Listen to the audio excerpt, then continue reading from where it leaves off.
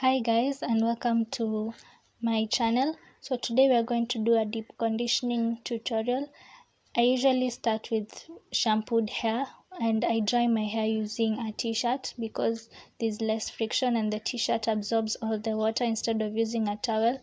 And I usually during this process you just take a little bit of deep conditioner and then you just rub it in between your fingers, and then you try as much as possible to rub it into your hair so that your hair can be deep conditioned and have them as much moisture as possible.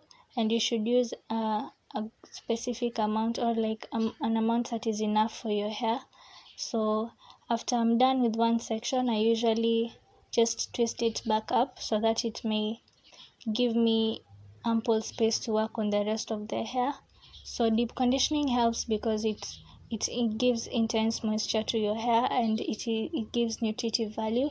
So today I'm using the Mosara Deep Treatment Mask, as I said earlier. So basically that's the sequence, or that's the pattern I usually use. So I'm just going to let you guys enjoy some music so that you can see exactly how I usually do it up to the end.